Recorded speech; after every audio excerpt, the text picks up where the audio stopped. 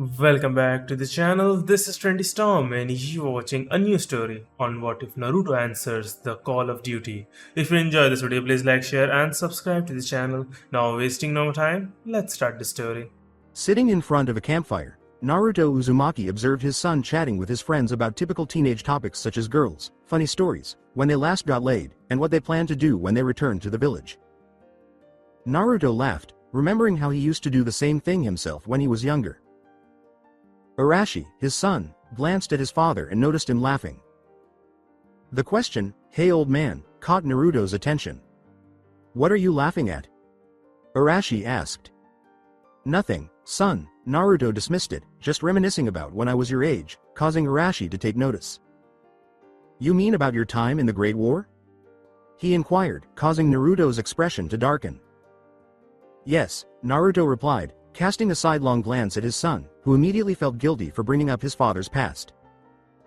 Before Naruto could stop him, Arashi started, "Sorry dad, Naruto grinned and said, "It's okay, son.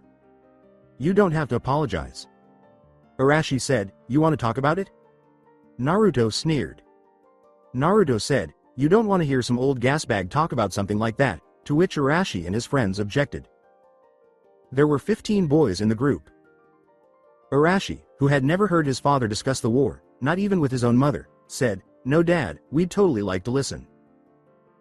Then, Naruto laughed as his son, who was 13 years old at the time, still enjoyed talking to his father like a young boy. "Okay boys, let me start at the beginning.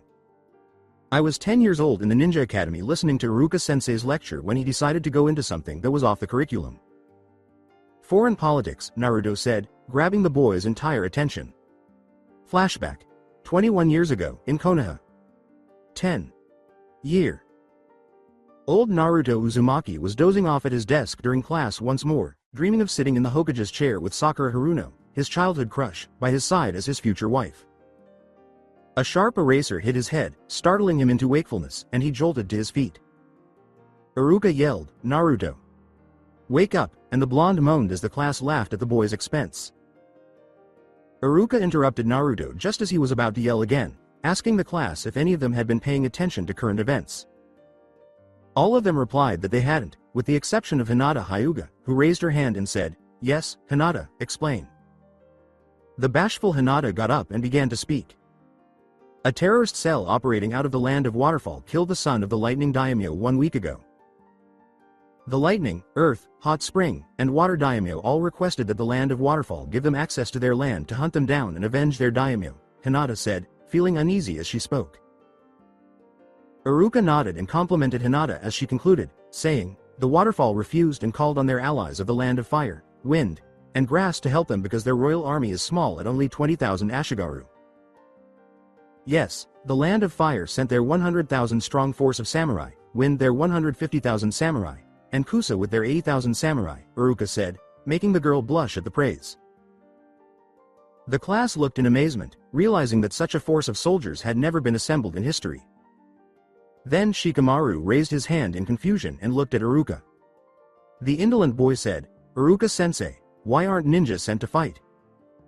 Iruka nodded in response. "Yes, good question Shikamaru," Iruka responded.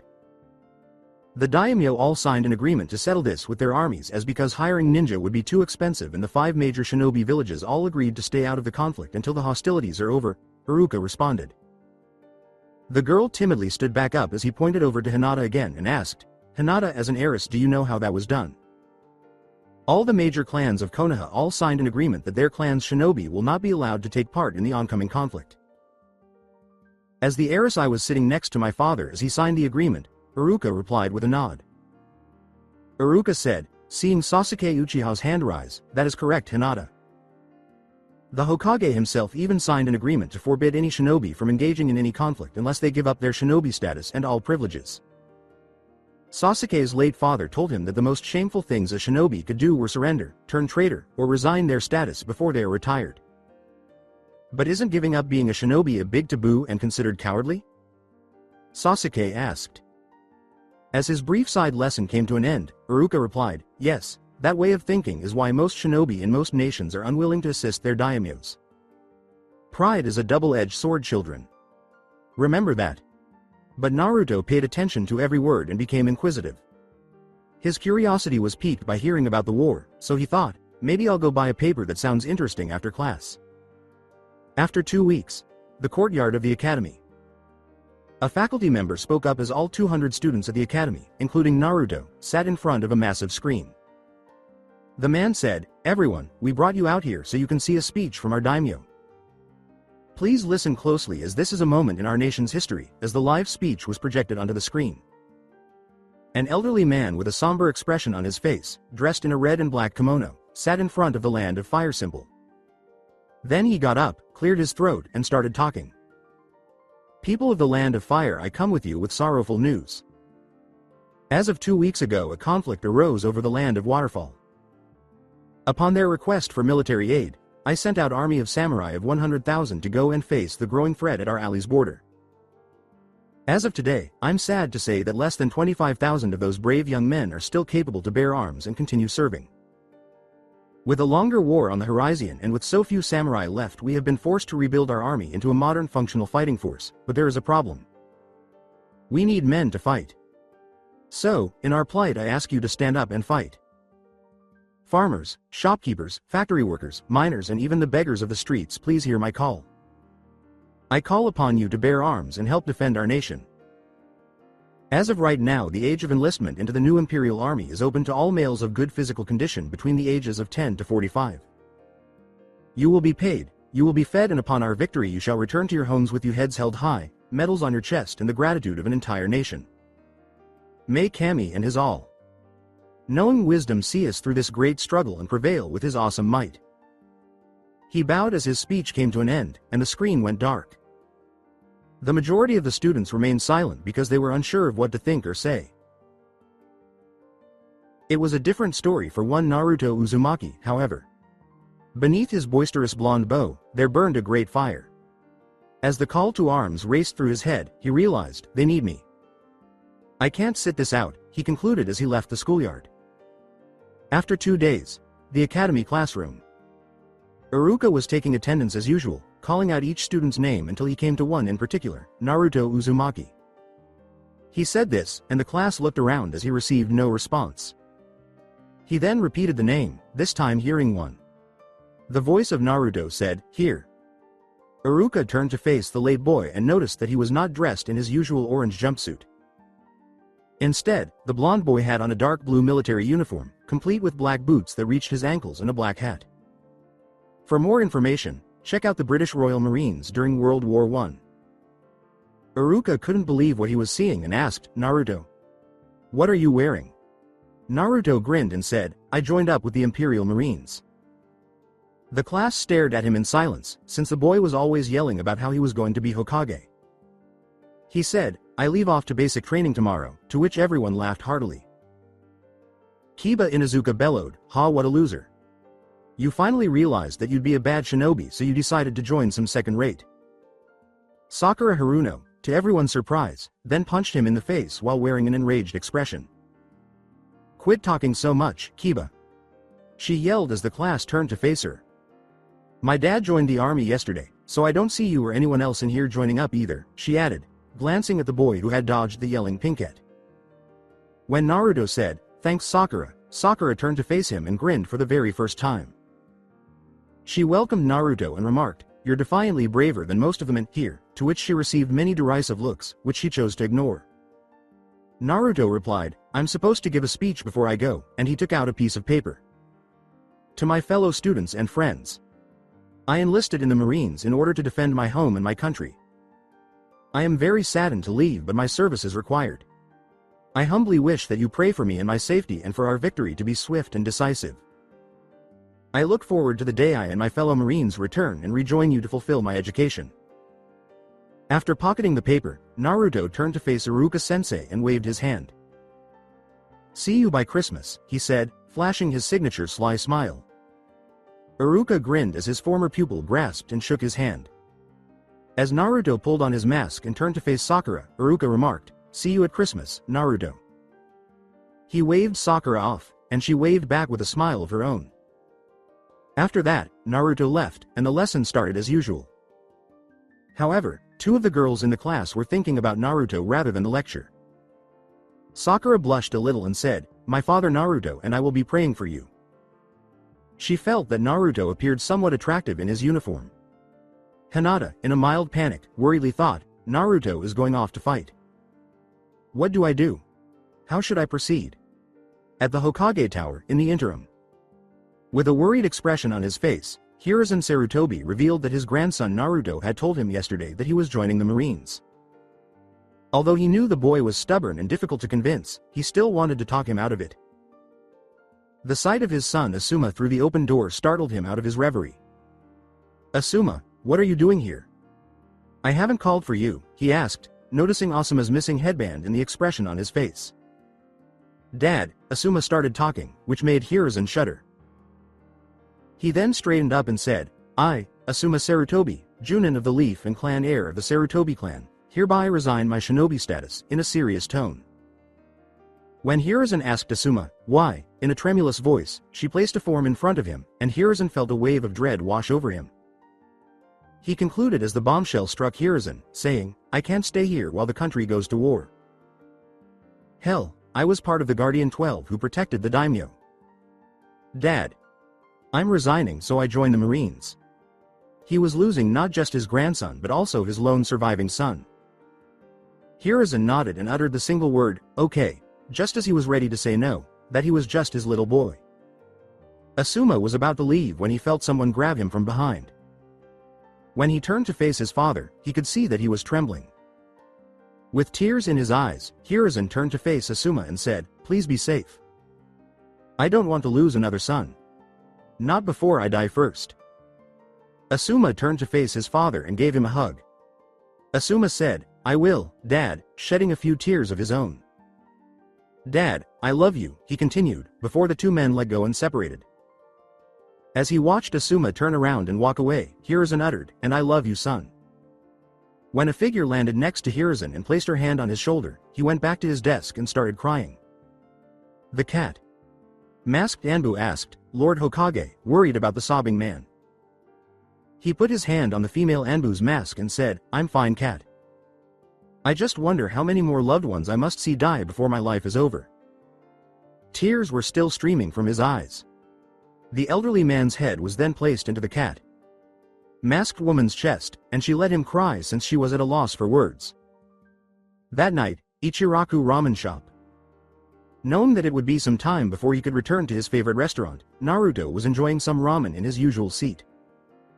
However, as he was finishing the bowl and about to place some cash on the counter, owner Tucci interrupted him. Along with his daughter Iyame, he was one of the few people in Konoha who didn't detest him or attempt to have him removed. He replied, "No need for that, son," to which Naruto gave him a wide-eyed look. "You can pay me when you get back from the war, okay?" He smiled, and Naruto came back carrying one of his own. Naruto said, "Thanks, old man. I appreciate everything you've done for me over the years." At that moment, he saw the elderly ramen cook extend his hand.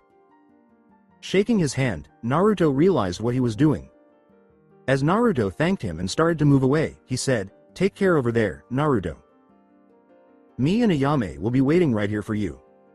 He heard someone calling him from a few feet away from the shop entrance. Turning around, he saw Iyame, the daughter of the ramen chef, running after him. As soon as Iyame caught the boy before he left, she said, "Naruto, wait." Taken aback, Naruto asked, "What is it, Iyame?" "It's from my late mother. She said that this necklace is for good fortune. I want you to have it so it can protect you," the woman said, taking out a silver necklace and putting it around Naruto's neck. "I appreciate it, Iyame." "Thanks," Naruto said in response to the thoughtfulness. Then Iyame grabbed his face, leaned forward, and planted a kiss on his lips. She laughed at how red Naruto's face was as she withdrew. Iyame pulled Naruto into a tight hug and said, "Whenever you feel sad, scared, or alone, just remember that kiss and remember you are always in my prayers." Naruto gave Iyame a tight hug in return. Iyame touched her lips and blushed as they said goodbye and parted ways, saying, "Maybe he can take me on a date when he comes back." She laughed as she thought, "He does look handsome in that uniform," and made her way back to the ramen stand. The following day. At the staging area, Naruto waited for the recruits to be loaded onto wagons and transported to basic training. He was shocked to see that there were hundreds, if not thousands, of people present. He also noticed that all of the uniforms were nearly black, including Army dark red, Navy blue, and Marine dark blue.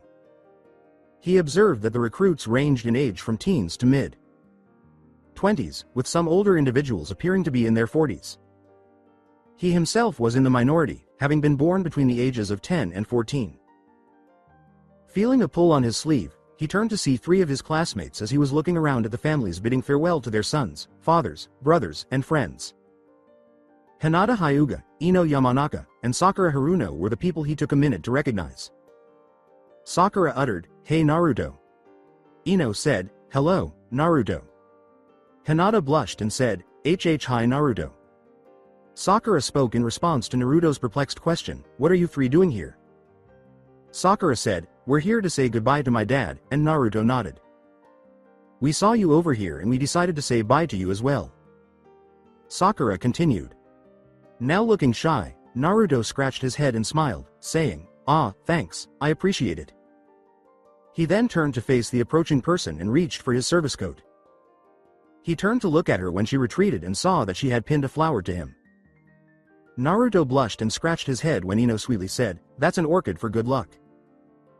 Then he witnessed Hinata being pushed in front of Naruto by Sakura and Ino. As Naruto waited for Hinata to speak, Ino said, "Hinata here also has something to say to you," making Hinata flushed and agitated. Hinata started, drawing the boy's attention to herself, Naruto. She looked like she was going to pass out from embarrassment, but her worries vanished when she saw Naruto, who had a bright, happy smile. I always had a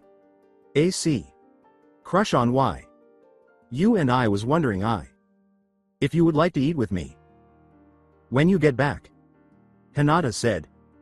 While Ino and Sakura behind him squealed at Hinata and Naruto, he exclaimed, "I'd love that, Hinata," and grabbed the girl in an embrace. He turned around and boarded a wagon after saying, "I gotta go, girls. See you when I get back, Hinata," as he heard the call for all Marine recruits to start boarding the wagon trains. Hinata said, "He hugged me," he said yes, to which Ino and Sakura laughed and drew her away. Hinata winced at Ino's comment, "Man, you would have still been hiding behind that pole if me and Sakura didn't see you." If they hadn't found her, she would have missed her opportunity to bid Naruto farewell. As they walked back to the academy, where class was about to start, Ino said something that attracted both of their attention. "I'll say this though. He does look handsome in that uniform." She blushed. The other girls nodded. On the carriage. As the wagon started to move and all 20 seats were occupied, Naruto took a seat. Looking to his right, he noticed a man studying a photograph. Examining the image, he noticed 2 individuals, Sakura and a woman with short, dark blonde hair. He turned to face the man and said, "Hey mister, that girl right there is Sakura. Are you her dad?" Pointing to the photo. "Yes, Sakura is my daughter." "How do you know her?" The man inquired curiously, grinning and nodding. "I was in her class at the Ninja Academy." Naruto grinned and held out his hand, shaking hands with the man. With a sly smile, Naruto introduced himself as Naruto Uzumaki. "Hi, I'm Kazashi Haruno." "It's nice to meet you, Naruto," he greeted the boy, shaking his hand. "Pardon me," a boy with extremely bushy eyebrows asked Naruto and Kazashi, who were both looking across at the time. "Did you say you were at the Ninja Academy?" the boy asked. Naruto replied, "Yes, I did," to which the boy grinned. "It's nice to meet a fellow student. I think only 4 or 5 students in total from the academy volunteered." "I don't know why," Lee said, shaking hands with Kazashi and Naruto. "I'm Rock Lee, nice to meet you," Lee continued. A voice then raised. A bearded man smoking a cigarette said, "Because most people who are ninja or want to become ninja don't see a point to resign their status to become a lowly soldier. I'm Asuma Sarutobi, former Junin. I think out of 10,000 or so active ninja in Konoha only about 200 or so joined up, most of whom were genin or chunin who haven't seen action yet," he said. Naruto then looked at him. "Curious," he said, "you seen action then?" and laughed. Asuma responded, hearing Naruto laugh, which attracted the attention of Lee, Kazashi, and Asuma. Yeah, I served in the last great ninja war and fought a lot of ninjas, so I've tasted battle before. I'm just not sure what to expect from this war. This is going to be different. He then said, well then us four better stick together and watch each other backs, which calmed the three of them down a little. After that, he witnessed Asuma take out a pack of cigarettes and give Kazashi a stick to light. He then took out 2 more and offered one to each of Lee and Naruto. I'm not a smoker, stated Lee. Asuma chuckled when Naruto remarked, me either, I'm too young. Young enough to fight, but not too old to smoke, he said, and each boy took a cigarette and lit it with a match Asuma gave them. As soon as they took a puff, the 2 younger boys started coughing, and the older men in the wagon made fun of them for trying their first cigarettes. When Naruto said, fuck cough you cough all, they all laughed even more. Then, since the first puff didn't have the same effect as the second, Naruto took a second one, thinking it was not bad. After 6 months. Once more, Naruto, Lee, Kazashi, and Asuma were traveling by wagon to the eastern border's coast. Looking around at his 4-man squad, Naruto lit up a cigarillo and took a puff, noting how much they had changed since basic training in infantry school. All 4 had shorter hair. Lee decided to shave his head because he had no other haircut other than his bowl cut, which was against grooming standards. Kazashi had an undercut and chose to shave his face. Asuma had a slick back undercut because he wanted to keep part of his hair. And Naruto had a textured crop hair cut with his blonde spiky hair hidden by his hat. Then he glanced down at the weapon he was wielding, the Arasaka Type 22 compound bow, which weighed only 9 pounds and could shoot 430 feet per second with 156 pounds of kinetic energy. Evidently, the Waterfall soldiers' success was due to their use of a replica crossbow, which allowed them to shoot 15 5-inch bolts per minute from a 5-round stripper clip, while the samurai were charging at them with swords. According to reports, all sides were switching from swords to crossbows because they require so little chakra to pull back the string. Even a civilian without any prior chakra training could accomplish it. Naruto looked over his shoulder and touched the lone red chevron on his blue tunic as he extinguished his smoke beneath his boot. Kazashi, Lee, and Naruto were all designated as privates with a single chevron, but Asuma, who had been a shinobi in the past, was promoted to sergeant straight out of infantry school, making him the acting squad leader. A quartermaster barked as the wagon came to a stop, breaking Naruto's reverie. He yelled, "Okay, Marines. Off the wagons and find your regiment's rally point and set up your tents." Everyone disembarked and took in the enormous staging area that stretched the length of the beach. Everyone nodded when Naruto stated, "We're not in Konoha anymore." Asuma addressed his small group, saying, "Okay squad, let's find a place to pitch our tents and get some chow." His 3 squad members replied, "Yes, Sergeant," they uttered as the 4 vanished amidst the throng. Council chambers in Konoha, 7 months after the conflict began. For the previous 7 months on luxury goods, Hiruzen had been sitting in his seat in the council, listening to them complain about issues he was unable to resolve. Sugar, tea, silk to make clothes, gold, silver, and matches to light the cigarettes. Even though the majority of the Shinobi Council was annoyed by the shortage, they refrained from speaking out because civilians were not crucial to the Shinobi way of life. As Hiruzen sighed, a civilian councilman called out to him, "Lord Hokage," saying, "I beseech you to find a way to get the daimyo to allow us to acquire those goods." "Counselor, for what purpose?" Hiruzen inquired, already aware of the response. In a frustrated tone, Hiruzen pinched the bridge of his nose. "Our businesses are suffering. The amount of those goods is low and at ridiculous prices," he said. "So, I must ask that." Hiruzen interrupted him. He claimed, "Those luxuries are being rationed because the soldiers out at the front deserve them more." The council objected, and Hiruzen started up again.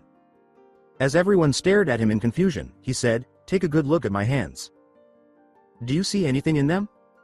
"No, Lord Hokage, you are not in possession of anything," the perplexed councilman uttered. "You know what, I used to be an avid smoker, but I stopped," he replied. The council then stopped talking, and he explained that he had given up smoking because his grandson Naruto and son Asuma had run out of cigarettes. He had sent them his own personal supply of tobacco and paperwork so they could take a break while they were at the front. He asked, "Now, do any of you have any real problems or are you just here to nag me?" As the head of the Hyuga clan, Hiyashi Hyuga, raised his voice. Hiruzen sighed and said, "Lord Hokage, I'm a little concerned about the lack of A, B, and C rank missions. The Shinobi Council looked at him in disbelief when he said, due to the war, the Imperial Army has been killing bandits to protect their supply routes. The Navy has also been busy destroying pirates to keep the sea lanes clear. Bandits and pirates were big time operations that brought in a lot of money. Hiruzen said, now, unless anything else is required, I dismiss this meeting. Furthermore, he went on, from what the military attaché has been telling me, thousands of bandits and pirates have been turning themselves in to go fight in the war. The idea of being paid to fight and getting fed is pretty luring to desperate men. When he got back to his office, he saw his military attaché standing next to his desk. Lord Hokage, he said, giving his lone surviving arm a salute. He gestured back, Captain Oda, asking, what news do you bring? As Oda handed him a stack of papers. He saw the man grow tense and said, don't worry sir, speaking calmly, I read through it 3 times. No Asuma Sarutobi or Naruto Uzumaki have been reported. An additional 403 from your village have been killed sir, he said as the old man looked through the names. That brings the total of how many killed to 1,249 killed since the war began. As Captain Oda bowed and left the room, Hiruzen said, thank you, Captain Oda. Dismissed. Now that he was by himself, he glanced at the photo of Asuma, Naruto, Kazashi, and Lee on their graduation day in their dress uniforms, and thought, be safe, boys, as he made 40 shadow clones to help him write letters to the families of the fallen. Eastern Shore Marine Camp. Naruto was waiting with his squad for the start of a briefing, but he didn't have to wait long because his regimental commander arrived and made everyone feel comfortable.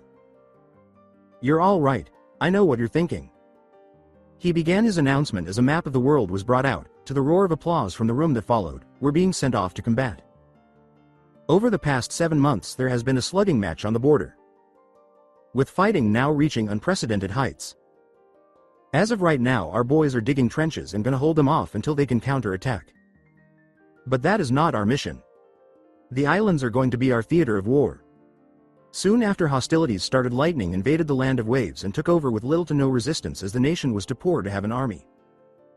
The local militia held them off for a time but were no match for them. So, we are going to go in. We are going to fighting those darkies on tiny specks of dirt we have never heard of. Once we take over, we will fortify the island and use it as a staging ground for further naval operations. Gentlemen, this is it. Once we land on those islands and engage the enemy, the ones who planned the battle will be irrelevant. It will be up to you. The infantry, with fire in your hearts, blood on your boots and your crossbows cocked. Gentlemen, write home to your families and loved ones, because you never know when you will get another chance, and remember, no details, loose lips sink ships. In 3 days' time we'll cross that sea and kill our enemies. Good luck, and may Kami bless us on our noble quest.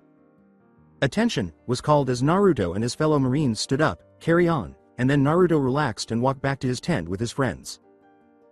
Lee fell asleep right away, acting as though Naruto was an orphan with no one to write to, while Asuma was writing to his father and his not so secret lover Kurenai.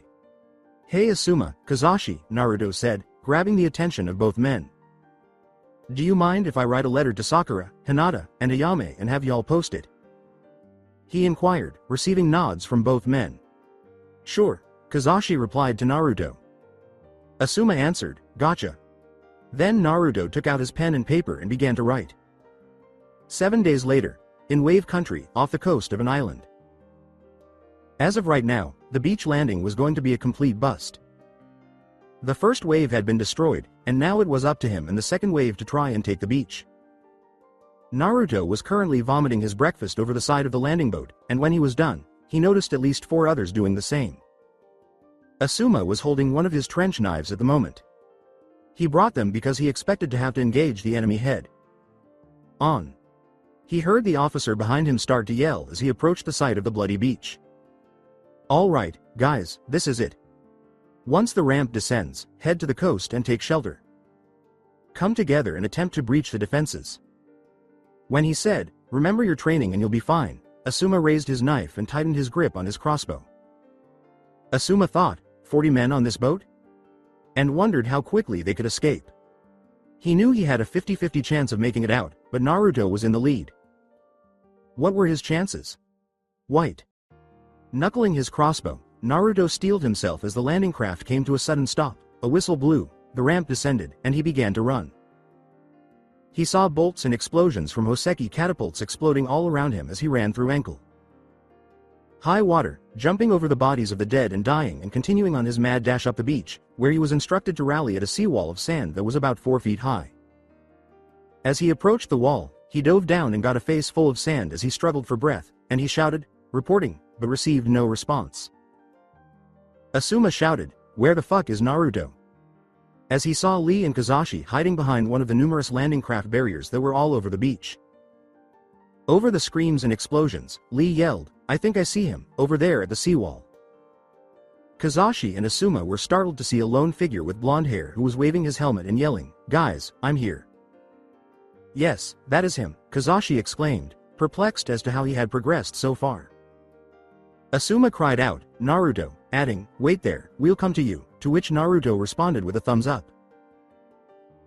"Okay squad, stay on my ass and follow me," he yelled, as Kazashi and Lee sprinted alongside him, occasionally diving for cover until they were all face planting next to Naruto.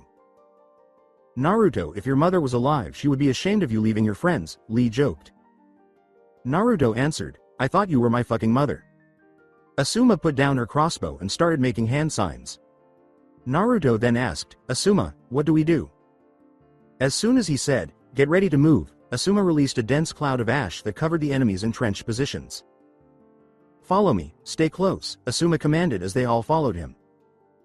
Running behind Asuma, Naruto stopped them all a short distance from a small trench containing 10 lightning soldiers. Asuma broke through hand seals once more and stood up, fire style, burning ash, as he released another smokescreen, which he ignited with his lighter, creating a massive firestorm. Kazashi was amazed at how destructive the force was. As soon as it subsided, he noticed that the trench was burned. 2 soldiers emerged, both burned, and were attempting to return to their lines. Kazashi, Naruto, and Lee all took aim and fired 2 bolts, killing one of them instantly and injuring the other, who was now writhing in pain. Kazashi was about to fire again when Naruto intervened. Reluctantly, Kazashi agreed with Naruto when he said, "Save your ammo. This ain't over." Then, "Naruto," Asuma yelled at him, "Fire a flare, we got an opening." Naruto removed his backpack, pulled out a green flare, and fired it into the air, signaling that a hole had opened in the defenses. Almost instantly, other Marines started to move forward and take up their previous path to confront the enemy. As they got closer to a second, longer trench filled with enemy soldiers firing at them, Naruto and his group joined them. The fighting in the trench was absolute chaos, with the Marines using short swords, knives, and crossbow butts and the enemy using shovels and hatchets.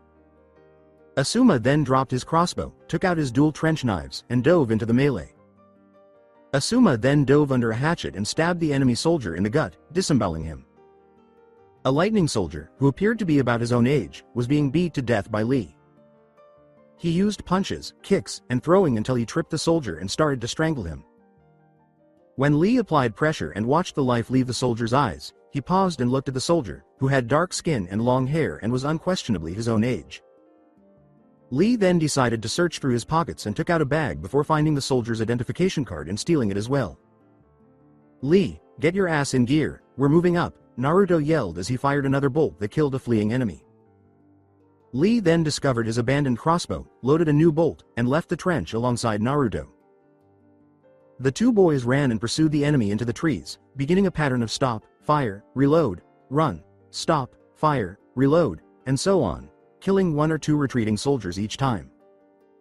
When they reached the end of the tree line, they saw a group of lightning soldiers with their hands raised in surrender. The soldiers were so panicked during the retreat that they fled to another beach, where they surrendered because they had nowhere to run and could only find water. The remaining Marines, hearing about this, came running out of the woods and ordered them all to surrender. Asuma called out, "Kazashi, Lee, guard these prisoners. Naruto, follow me, we got to help the other sectors get off the beach," to which the enemy soldiers bowed in agreement. "Let's go Marines," Naruto cried as he and Asuma broke off to resume the battle, leaving Kazashi, Lee, and a few Marines to protect the roughly 100 enemies who had surrendered. After 6 hours. It was while strolling along the beach that Naruto and Asuma eventually came across Kazashi and Lee seated in a recently excavated trench. "You guys okay?" Asuma asked, glancing at the other. Asuma and Naruto giggled at Kazashi's comment, other than being old. Yeah, but then they looked at Lee, who was reading a piece of paper while holding a lollipop in his mouth. Lee glanced at Naruto when he asked, "Lee, what are you reading?"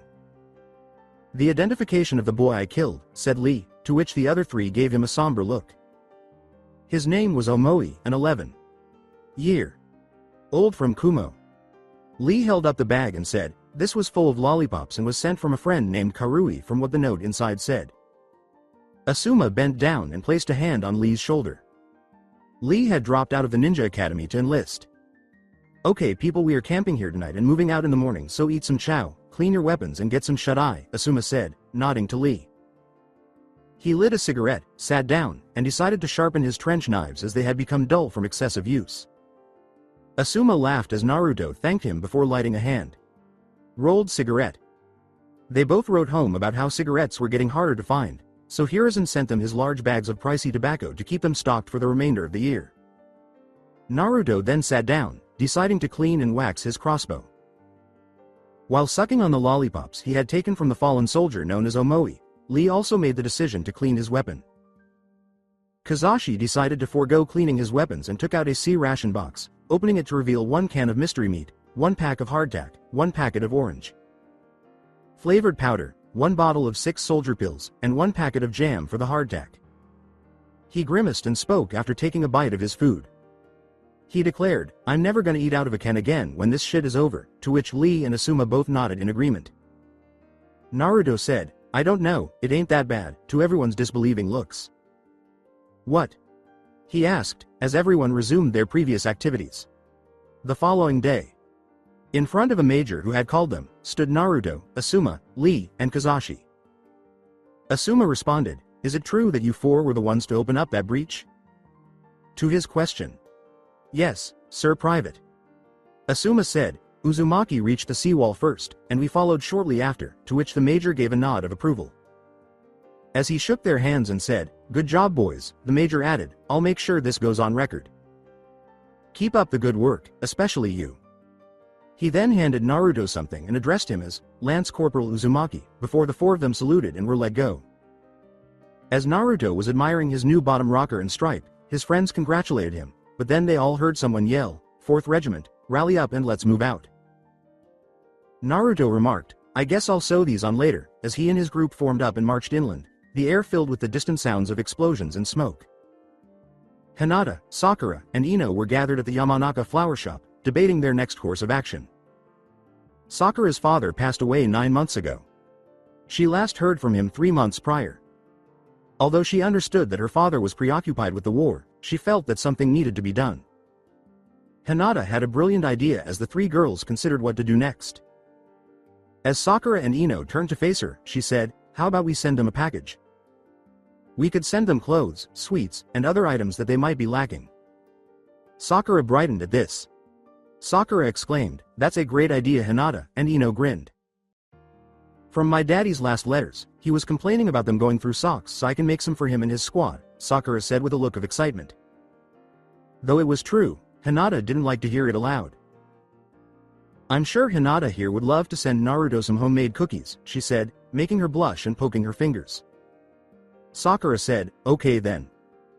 Hinata, you make a bunch of cookies for my dad and his squad?" Hinata nodded, and Sakura continued, "Ino?" She said, "Would you mind helping me knit some socks?" And Ino nodded. "The boys are going to adore this," Ino remarked while the 3 girls carried out their strategy. 2 weeks later, at night with Squad and Naruto. After 3 months of suffering and non-stop fighting, Naruto, Lee, Asuma, and Kazashi were finally rescued and taken behind the lines. At the moment, Naruto was gorging on some cookies Hinata had made from the care package Sakura, Ino, and Hinata had put together for them. Asuma and Lee were ecstatic to receive new socks after their old ones had worn out from constant use. Their once dark blue uniforms had become torn and faded with stains ranging from mud and sand to blood and gore. Their once dark blue boots were now dull and nearly worn out. Using only the little fire in the middle of the crater, Kazashi was reading a letter from Sakura and his wife, feeling grateful that his daughter had sent the package because he needed the spiritual boost. He was interrupted in the middle of his reading by his commanding officer's voice. Marines, pay attention, he commanded as Naruto and the remaining 900 or so members of his 1,500 man regiment turned to face their unshaven commander. I just got word from command that we are almost there, he said, glaring at everyone with wide eyes. From what I heard, almost 95% of the islands are secure except for this one, he continued, pointing to the distant hill that was burning and emitting a faint sound of battle. The last of the enemy force is on that hill, committed to making a last stand of sorts, he said, turning back to his troops. Naruto couldn't believe what he was hearing. The end was near. Well, we still need to take the hill, and the admiral in charge of the operation wants our regiment to lead the assault, the commander said, as Naruto and his fellow Marines fell silent. So put out your fires, collect your gear and prepare to move out in 1 hour, the commander continued. At the end of the battle we will march into the capital of Wave for a little R&R.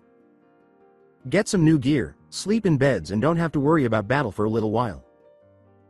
Asuma, Kazashi, Lee, and Naruto started to follow instructions. Lee interrupted them as they were packing.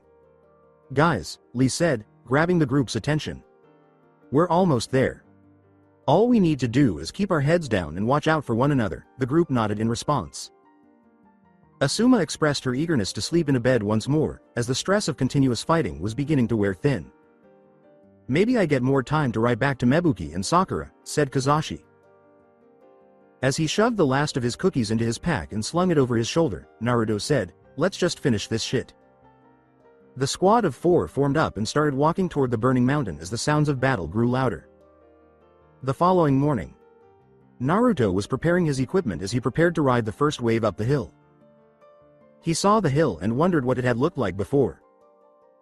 The black had been completely burned, and all that remained were craters and the splintered stumps of trees. As another explosion occurred, he dove as rocks and sediment fell from the sky. Uzumaki? Naruto turned to face a man wearing a red fire symbol that identified him as a medic when he heard someone call out, Uzumaki. As the other members of his squad stared at him, wondering why they were calling his name, Naruto blurted out, I'm Naruto Uzumaki. The medic introduced himself as Sergeant Todoroki of the medical battalion, and when Naruto nodded, he continued, I've come to get you because you have been assigned as a stretcher bearer. Just as Naruto was about to object, Asuma interrupted. Naruto looked at Asuma, Lee, and Kazashi as they nodded. Go on, Naruto, Asuma said, placing his hand on his shoulder. We'll see you at the top, Asuma smiled, and Naruto looked down. I hope you guys have a great time, Naruto said, taking the medic with him. Kazashi said, at least we know he'll survive this, and his 2 teammates nodded in agreement. Asuma placed a cigarette in his mouth and lit it. Lee continued, well, let's not worry about him then, looking ahead in anticipation of the signal. Let's focus on ourselves and make sure Naruto doesn't have to pick one of us up. Asuma smoked a cigarette and joked, fuck, maybe I should have joined the Navy instead. A moment later, there was a whistle and the entire regiment started to climb the hill. Alongside Naruto. Now that he had lost both his pack and his knife, Naruto stood at the foot of the hill, staring up at the battle raging below.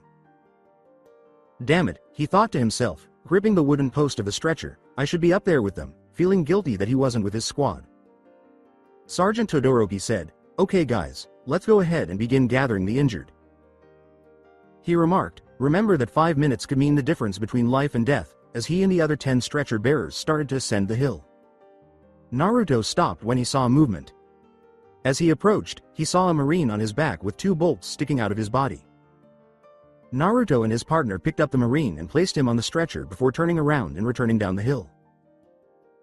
Naruto started to feel uneasy as they were moving up the hill past the first couple of dead bodies. Naruto continued tending to the injured for the next hour until Todoroki intervened to rally the other stretcher bearers. Okay Marines, he said, drawing attention from the group, we are going up the hill. The fight up there is still going on and our boys are taking casualties. He turned to Naruto and the others and said, let's go get our boy out. After ascending the hill, Naruto saw what appeared to be a massacre, dozens of bodies scattered all over the place, with Marine and lightning troops entwined as they lay on the ground. Some had been exploded by grenades, while others had been hit by crossbow bolts, split open in the head, or missing limbs. Naruto had to duck under cover as they got closer to the fight, scanning the area to see if he could help anyone. What he saw chilled him to the bone. Lee and Asuma were hiding behind a boulder, attempting to stop Kazashi from bleeding out. Naruto dashed to his squad, dodging explosions and bolts, making a mad dash with his stretcher partner. As he came to a halt beside his squad, he turned to face Kazashi and realized that the situation was even worse than he had thought. Asuma had been gathering his stomach contents and placing them on his chest, while Lee was attempting to replace them. When Naruto appeared, Asuma grabbed Kazashi and pulled him in close quarters. Naruto. Naruto nodded as Asuma yelled over the sound of battle, "Kazashi is fucked up. I need you to get him to the aid station now." As they placed Kazashi on the stretcher, one of the other stretcher bearers was shot in the head, splattering brains and skull all over Naruto, who sputtered and spat as some brain matter got into his mouth.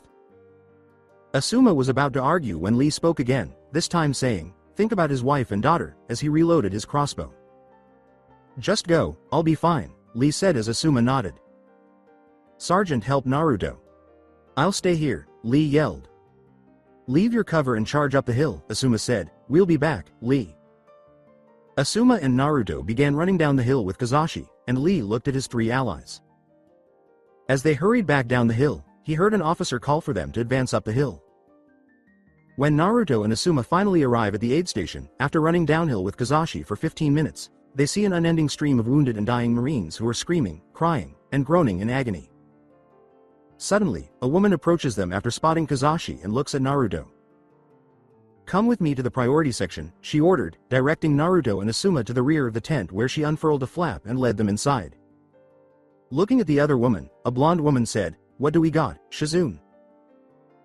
As Naruto and Asuma placed Kazashi on an operating table, the woman known as Tsunade examined him and Asuma realized that she was Tsunade Senju, the legendary Sannin and granddaughter of the first Hokage. "One man, disemboweled, unconscious, and losing blood fast, Lady Tsunade," Shizune uttered. Shizune nodded and looked at Naruto and Asuma. "If I operate now, we can save him," Tsunade said. "Please leave. We're going to start operating now." Naruto and Asuma left the room silently as Tsunade and Shizune started operating on Kazashi. After getting his pack and crossbow ready, Naruto and Asuma left the aid station and started their long run back up the hill to rejoin the fight. When they got to the fight, they both stopped in shock at what they saw, Marines cheering and standing up as a flag was raised at the summit, and walked the remaining distance up the hill while searching for Lee. Naruto then stopped a fellow Marine and struck up a conversation with him. As they walked up the hill, Naruto and Asuma thanked the Marine for bringing them to the top, where they saw row upon row of body bags. Naruto regained his composure and looked around, seeing a chaplain and approaching him. "Hey," Naruto said, grabbing the Marine's attention. "Have you seen Rock Lee?" "Bushy eyebrows, shaved head, you can't miss him," he asked, to which the Marine nodded and pointed to a ridge up ahead. Naruto interrupted the chaplain, "Hey Padre," grabbing his attention. "Do you have a Rock Lee here?" he inquired, hoping against the laws of the cosmos that Lee was assisting in moving the bodies here rather than being one. The chaplain led Asuma and Naruto through the rows of corpses while nodding and peering down at the roster. "Yes, follow me," he said. The chaplain said, "Rock Lee of Konoha, born November 27, age 12, killed on Soboro Hill." Lee was visible when he unzipped the body bag. The only signs that Lee was dead were his pale complexion and the small stain of blood on his chest, which indicated that a crossbow bolt had killed him. The chaplain then stood up and looked at the two grieving Marines. Naruto looked at his dead squadmate, tears starting to fall down his cheeks. Asuma looked down at the little boy as he felt he had failed him somehow. He turned to leave and said, "I'll give you a moment to say goodbye. But, out of respect, please zip up the bag before you go." Asuma nodded, but Naruto was too distraught to pay attention. After 6 hours, Naruto heard someone approaching from behind Tsunade, who was talking to Shizune about something, and turned to see the same blonde boy who had entered earlier. Naruto and Asuma watched the aid station being taken down as they started their trek downhill. "Mrs. Tsunade, is that Kazushi, the guy the first brought in a while ago, okay?" Naruto asked, glancing at him. With a soft smile on her face, Tsunade asked, "Is he alive?" "Yes, he was still severely injured when he was taken away to be sent back to the mainland," she replied, and Naruto bowed and thanked her. Tsunade immediately recognized the boy as her little brother and chose to inquire, "What's your name?" "Naruto Uzumaki, the boy uttered as Tsunade grinned and waved for him to approach. She then gave him a quick peck on the forehead and grinned again. She picked up her belongings and said, "A little good luck charm to make sure you survive this war. Come on Shizune, we got to go.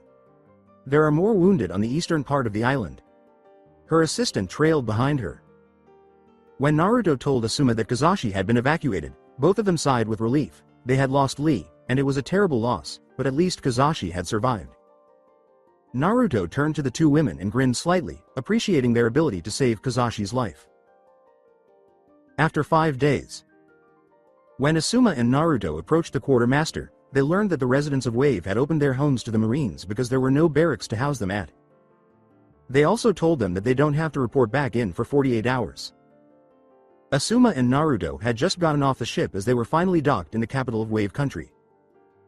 The village appeared to have seen better days, but the two of them were just happy to be out of the sticks and back in civilization. As Naruto and Asuma left the town, they noticed a body hanging from a tree. It was a short, fat man who was completely naked with a sign around his neck. 2 days off, Naruto thought to himself, finally some downtime. Asuma scoffed at Naruto's reading of Gato the Terror of Wave Country. He said, "I guess these people decided to get justice while they had muscle," as they passed the hanging body.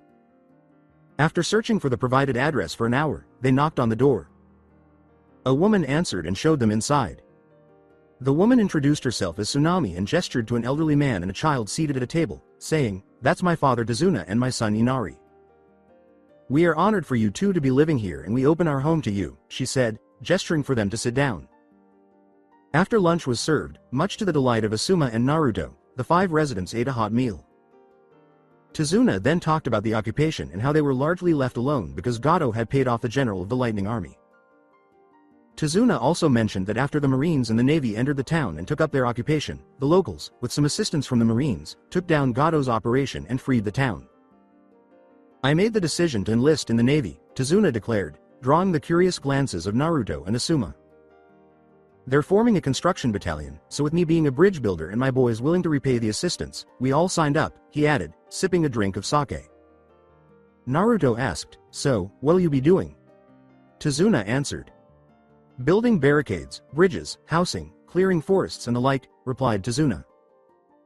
After taking showers for the first time in months, Naruto and Asuma retired to their beds for the night, knowing that their first battle was over and that neither of them would dream or worry. In Konoha. In their living room, Sakura and Mebuki sat in silence while Mebuki held 2 letters in her hand. One from the War Department and the other from Naruto to Kazashi. Mebuki, having mustered the courage, opened the letter from the War Department and began to read. "Sincerely, Colonel Yoshimoto, 4 Marine Regiment. I must inform you with great sadness that your husband, Kazashi Haruno, has passed away while serving his country. He was injured in combat and was taken to an aid station where he was stabilized. Unfortunately, the severity of his injuries caused him to pass away 2 days later while traveling to a naval hospital for additional treatment." Mebuki started crying because she thought her world was ending, and Sakura started crying when she took the second letter from Naruto and read it. "Dear Kazashi, I hope I didn't catch you at the wrong time, but I just thought I'd write you a letter. I hate to tell you, but we lost Lee. Lee stayed behind to fight when we got back, and when the fight was over, we found out Lee was killed.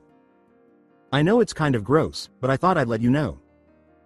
At least you made it out, because you finally get to go home while Asuma and I are still here. Let's all have a little memorial for Lee when we return, since he didn't have any family but us. We will miss you, Kazashi, and we can't wait to see you once this crap is over.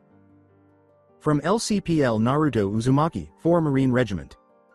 Sakura then started crying, joining her mother in the sound of their mutual tears as the letters fell to the floor. Mebuki was devastated that her husband, the love of her life, was dead, while Sakura was crying over the loss of her father and the fact that Naruto still believed he was alive and back home. Alongside Hiruzen, Captain Oda handed Hiruzen the reports of the fallen, saying, "The Battle of Wave is over, sir.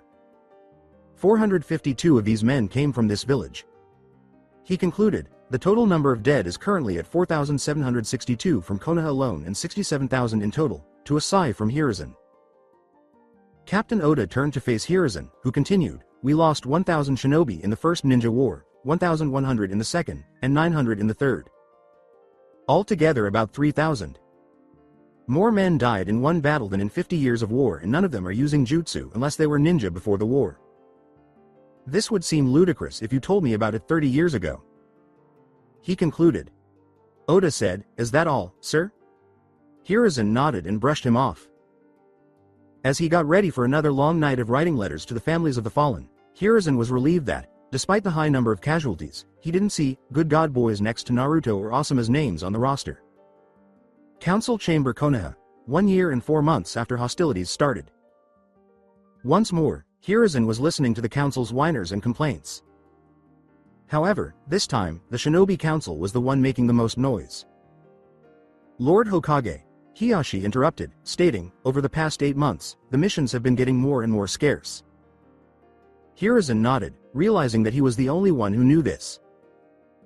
"My nephew Neji has graduated from the academy 4 months ago, and so far, the only missions available for his team has been D-rank missions that hardly pay anything," Hiyashi said with a sigh. As the Shinobi Council started to quarrel, Hiruzen said, "As of right now, due to the war, bandit attacks have virtually stopped, and due to that, escort missions are not coming in due to there being no more bandits to be protected from. As her daughter has been barely making ends meet by completing repetitive D-rank missions, Sume Inuzuka demanded, 'How the hell are we supposed to live if we can't make any money?' The majority of the time was spent providing assistance at the military hospital built for all the boys who returned from the front. This is the list of the men who were killed from this village since the beginning of the year," Hiruzen said, pulling out a large stack of papers. "You will have to make do," the council said, cutting him off. He slammed his fist against the table and yelled, "I get reports every month and I check to see if my son or Naruto has been killed." No one argued with him as he continued, "We lost a total of 7,000 from Konoha alone, and about half that came back wounded. Altogether, the Land of Fire has lost about 109,000 in total in about a year and a half." Hiruzen declared decisively as he stood up and left, "These boys make about a tenth of a D-rank mission every month and are being killed faster than they could be replaced. So, unless there is anything else, I call this meeting over." In the Konoha streets, walking side by side, Hiyashi Hyuga, Shikaku Nara, Choza Akamichi, Shibi Aburame, Inuichi Yamanaka, and Sume Inuzuka talked about how the war was draining their clans. Shikaku nodded as Choza stated, "This war needs to end soon. The clan restaurants here in Konoha are nearly bankrupt because no one can afford the prices for us to break even. The antlers have been used to make medicine and the deer butchered for meat," he said, shaking his head. "The deer on our clan lands have all been sold to the army for a rip off price," he said, saddened. "I had to do that to the deer he helped raise since he was a child. The number of flowers used for funerals and grieving lovers and mothers has skyrocketed," Inoichi lamented, drawing all of their attention. His shop has been experiencing a huge demand for black roses, poppy flowers, and white flowers. Hiyashi was about to speak when 2 young girls interrupted her, both of them wearing angry expressions. The girls gave a white feather to Hiyashi, Inoichi, Shikaku, Shibi, and Choza before anyone could say anything.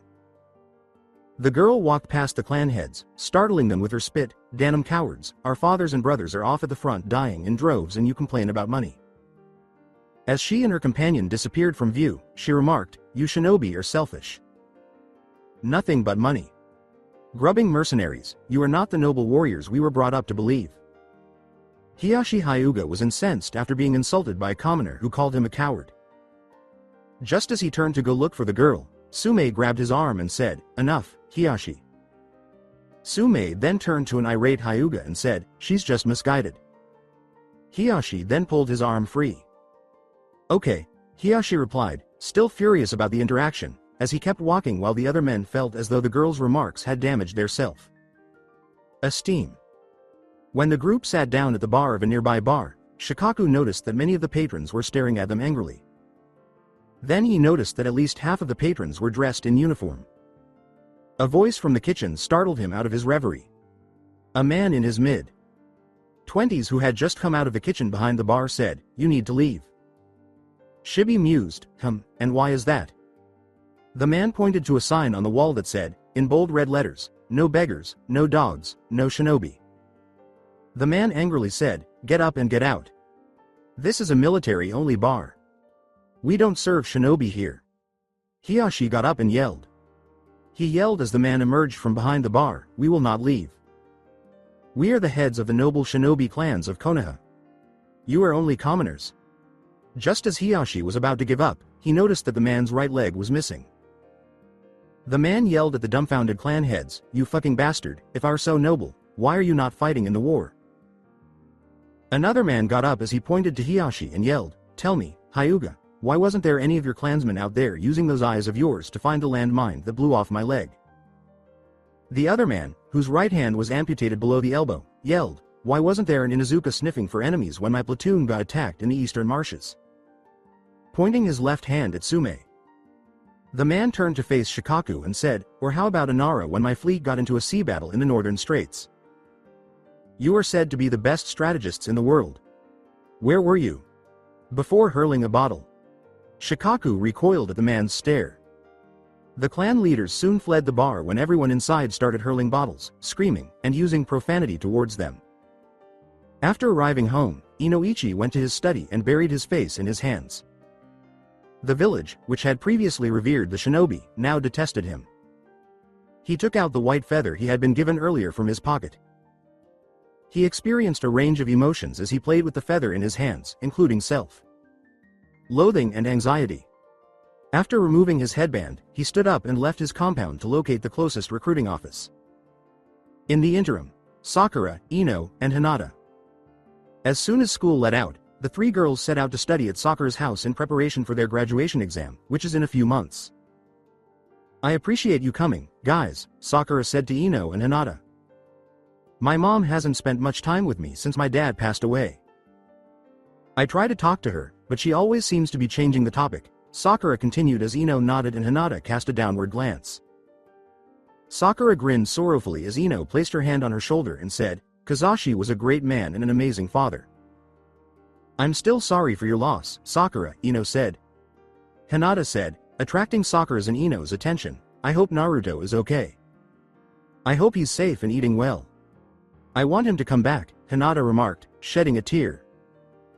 Sakura and Ino, who both realized that class would not be the same without the blonde knucklehead, have been supporting her in her feelings for Naruto and hoping he returns safely.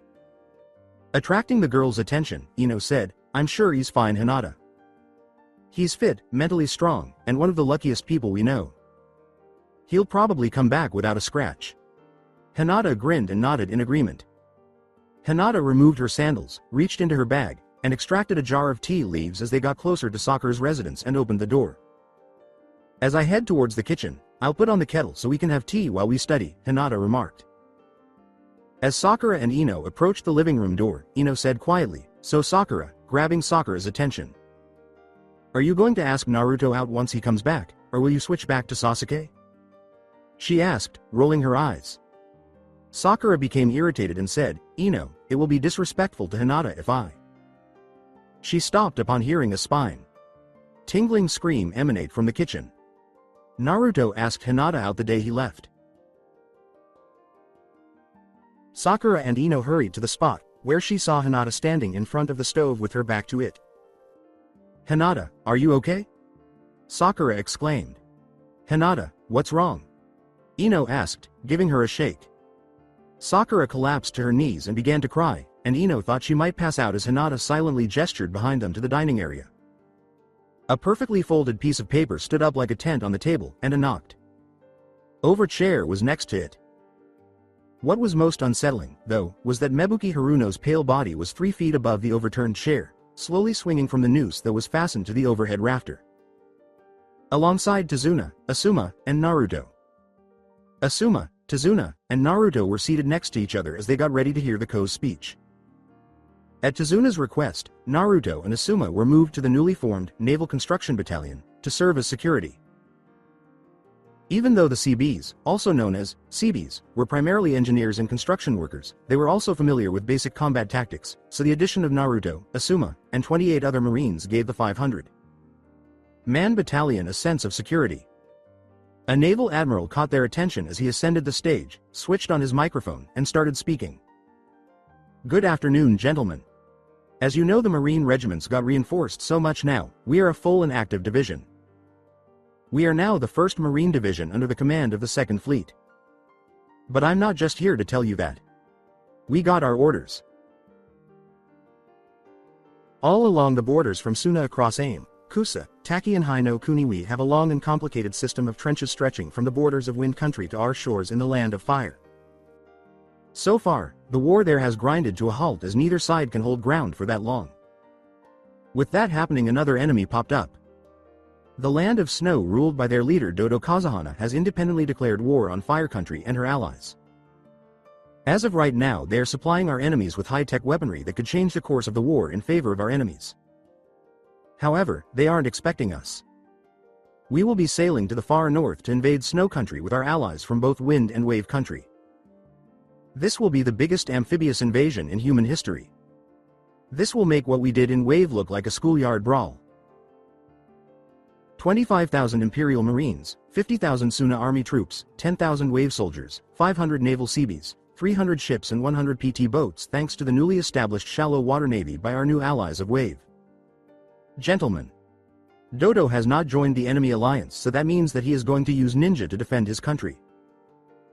We are looking at a force of at least 200 shinobi and 40,000 snow soldiers, but there could be more. We will begin to issue heavy cold weather gear and begin 3 months of winter warfare training for members of the Snow Country Resistance. Be prepared, gentlemen, we are expecting at least 25% casualties before we take the island nation. May Kami bless us all on this great crusade. Battalion attention. Naruto, Asuma, and Tazuna walk back to the house to get some sleep before they begin their training tomorrow, and the battalion as a whole stood up in attention as the admiral called out, "Dismissed," as everyone left the area to prepare for the next month of training. Naruto exclaimed, "Damn," in shock, "this is heavy," and Asuma let out a moan.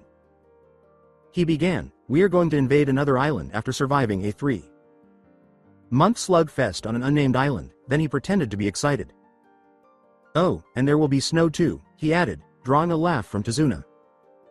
He looked at Naruto and Asuma, startled, and said, "I've been to Snow Country before. It's a really cold, miserable, and unforgiving place." Naruto and Asuma were shocked by his statement. As for Omegakure, with Pain having lost 5 of his 6 paths and Konan suffering severe injuries, the Battle of the Akatsuki had finally come to an end as they stood over the corpses of the other 9 Akatsuki members. Konan called her, "Nagato," and Pain turned to face her. "Why are we doing this?" she asked. "What happened to ushering in an era of peace?" To which Pain, Nagato replied, "Our goal was to eliminate the shinobi world and bring an end to war," he stated, perplexing Konan. "With the world at war and shinobi not being involved, we will not be needed except to defend our home from invaders," he continued, turning to face the brief glimpse of light in the sky. "By the end of this war, 2 things will occur. The era of shinobi will be over and conflict will be fought mostly in an assembly hall instead of a battlefield," he declared, turning to walk away. "This will be the war to end all wars, Konan, and we must be prepared to help fix the world once it's over." Konan was rendered speechless as she considered everything. The war was depleting shinobi's finances to the point where they would eventually have to either cease being shinobi or perish in a world that no longer required them. Recalling Yahiko, Konan smiled as she gathered the bodies of her fallen allies and vanished in a paper shushin. "I guess your dream will finally come true. Except it won't be the Akatsuki who bring it to fruition," she thought to herself. After 3 months. Alongside Inoichi Yamanaka. Inoichi Yamanaka was sitting on a railing of the ship, smoking a cigarette. He had decided to enlist after being called a coward, given a white feather, and chased out of a bar. He had tried to join the Marines but was turned away because he was over 30, but the Navy accepted him as a sailor, and after 2 months of basic training and 1 month of surface warfare school, he was placed on a ballista battery on a transport ship. Currently, he was in Wave Country, preparing to sail to the Land of Snow. As he was finishing his cigarette and extinguishing it in a butt can, he turned around and heard a familiar voice. "Lord Yamanaka," the voice said, turning to face Asuma Sarutobi, an elderly man wearing spectacles and a fair-haired boy who appeared to be marginally older than his daughter. "Inoichi, nice to see you," Asuma said, shaking hands with the 2 men, who were happy to see each other as fellow former Junin. "Goddamn, I'm glad to see that you're alright. Your dad has been worried sick," Asuma exclaimed Inoichi, startled. "Who are these 2? he asked, gesturing to Tazuna and Naruto. As the 2 shook hands, Asuma remarked, "Oh, this is Tazuna. And that's Naruto Uzumaki." Inoichi looked at Asuma in disbelief. "Naruto?" Naruto grinned and said, "Damn son, you got bigger since I last saw you. Inoichi called Naruto the little brat who always screamed about how he was going to be Hokage. Inoichi laughed as Naruto chuckled, 3 meals, adrenaline, and war will do that to you. So, your name is Yamanaka? Inoichi nodded as he asked, are you related to a girl named Ino? The 3 men were confused when he said, she's my daughter, adding with a sad expression, she and my wife were pissed that I enlisted. Fucking white feathers. These girls have been running around Konoha giving white feathers to every of age able-bodied male. Calling them cowards and basically shaming them into enlisting, he said. As you can see, it's successful because I'm here right now, he concluded, to the surprise of Naruto, Asuma, and Tazuna, who had no idea that people were joining up out of shame. Inoichi nodded and Asuma put his hand on his shoulder before saying, what's done is done. Just focus on your job and get back to your family. Inoichi then perked up and started talking. Asuma and Naruto nodded, and Tazuna became pleased. Inoichi remarked, I can at least buy you guys some drinks at the chief's bar. We got 3 days before we arrive to Snow Country, so let's spend it together. He said, finally, some sake. I've missed it so much, watching Inoichi chuckle and wondering, what's so funny? He informed the 3 of them, we don't have sake. We have grog, which confused them all as they had never heard of such a beverage. Trust me, you're going to love it, he added. The following morning, in Inoichi's chief's cabin, Naruto, Tazuna, Inoichi, and Asuma awoke with headaches that split their skulls. When Naruto declared, I'm never drinking again, the 3 men chuckled, asking, what? Tazuna stood up and said, they all say that. Let's get some chow. The 4 men then inebriatedly rose and headed for the mess hall. 2 days later, along the waves coast. Inoichi's ship had just left when, less than 20 minutes earlier, he had bid farewell to Asuma, Naruto, and Tazuna. Seeing the shoreline fade in the distance, he sighed and said, be safe, guys. Once this shit show is over, I want to drink with you guys again. Inoichi manned his ballista as the ship's captain spoke over the intercom, all hands man your battle stations. We are entering hostile waters. Stay alert and prepare for battle. After 2 hours. While playing Go Fish with his 2 crew members behind him, Inoichi was smoking a cigarette next to his ballista when he felt the ship rock from an explosion on the starboard side. Handless all. Hands man your battle stations, all right. When Inoichi felt the ship turn sharply to port, he saw something that made his blood run cold because he knew the fleet of transports and destroyers were no match for this.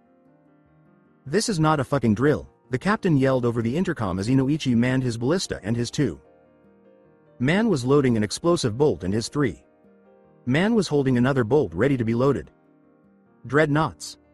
The spotter from the crow's nest cried, 3 of them. Inoichi closed his eyes, said a silent prayer, and prepared for battle.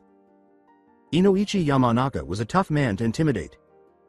Before going rogue, he had defeated Zabuza Momochi, the Mist Demon, and survived the Third Great Shinobi War, among other ANS rank missions. However, the sight of the 3 Snow Country dreadnoughts completely stunned him. He had only heard rumors about these ships, which were steel plated, faster and larger than a typical warship, and had a crew that matched the size of his transport when it was fully loaded. His ship wasn't designed to compete with a real warship. It was meant to be a transport.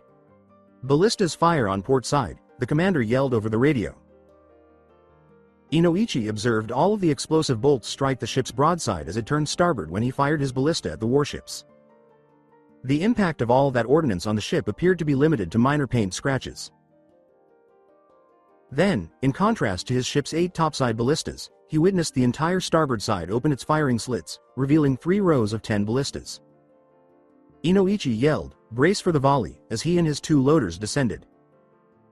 As the ship was struck by the explosive volley, there was a symphony of explosions and fire. Inoichi shook his head, seeing that his wooden ship was on fire from the explosives. He got up and gave an order without caring about the fire. He gave the order, "Load the ballista," and his 2 loaders pulled back the 250-pound string, locking it to the back. Inoichi then installed the bolt and pointed it in the direction of the ship. After examining the ship and considering his options, Inoichi noticed the propeller area and some small waves near the ship's stern. He drew in a deep breath, aimed just below the ship's stern, let it out, and fired his bolt. It took a second for there to be an explosion, and as the ship came to a stop, oil began to spill out. Inoichi shouted to no one in particular, aim for the propeller. The propeller is the weak spot. Shortly after, he witnessed 2 more bolts go into the water, indicating that he was not the only ballista crew member still alive. All hands prepare for combat, we've been boarded. Starboard side stern, said the radio operator. After hearing the announcement, Inoichi became very excited and steeled himself before turning to face his crew. He rummaged through a box and said, "You man the ballista. I'll handle the boarding party." His 2 loaders confirmed this. Then he produced his cutlass and took it out of its sheath, revealing a 2-foot-long blade protected by a guard handle. Inoichi remarked, "Never thought I would have to use this, since it was a last resort weapon." As he dashed across the upper deck towards the ship's stern, he finally saw his target, a snow marine brandishing a crossbow. Inoichi was shot by the marine when he noticed him, but thanks to his years of shinobi training, he was able to easily avoid the bolt and close the distance. Inoichi then used his cutlass to stab the snow marine through the chest after observing the marine's features for a moment. Inoichi trembled a little at the sight of the young man, who was no older than 12 or 13. He had brown hair and green eyes. This was just a boy with a future and dreams, the kind of boy who would have asked his daughter out on a date. The boy instantly fell to the deck when Inoichi pulled out his sword, and he placed his hand on his chest to stop the bleeding, even though Inoichi knew the wound would not survive. The boy then started to cough up blood that trickled down his chin and started to cry in pain. Inoichi grabbed the boy and attempted in vain to console him. "What's your name, son?" he inquired as the boy spat and coughed. A moment later, he stopped moving and turned to face Inoichi with pained and terrified green eyes. Inoichi let out a tear and closed the dead boy's eyes before gathering his courage and moving toward the ship's stern.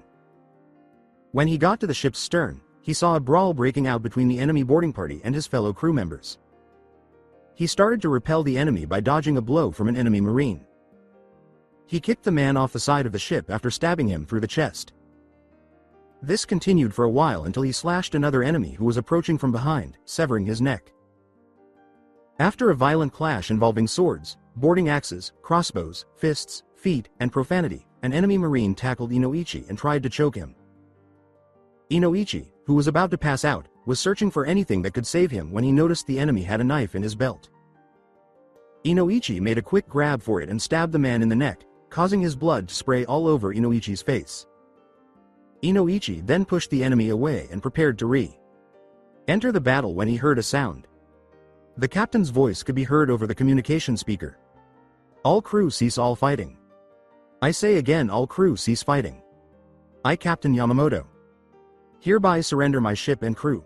Inoichi was hearing his captain giving up, and he couldn't believe it. Then he heard wood and metal hitting the deck, and he saw all his crewmates raise their hands and lay down their weapons. Inoichi looked around before a snow marine, brandishing a crossbow, approached him. He said, "Don't be a hero. Just drop the knife, prepared to act quickly in case something went wrong." Inoichi was about to charge when he suddenly had a vision of Ino. This is where he cannot die. Inoichi lifted his hands above his head and let go of the knife. Inoichi said, "I surrender," just before his hands were bound.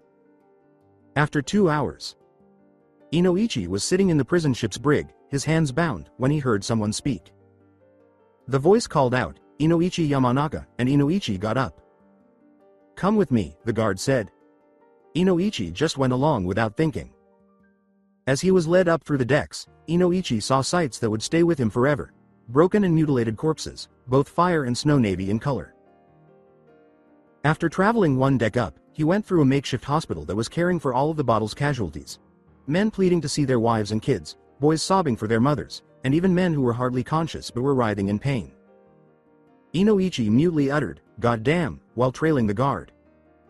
After a short while, Inoichi was taken to a room containing just 2 individuals: an admiral who appeared to be at least 50 years old, and a body lying on the floor beneath a blanket.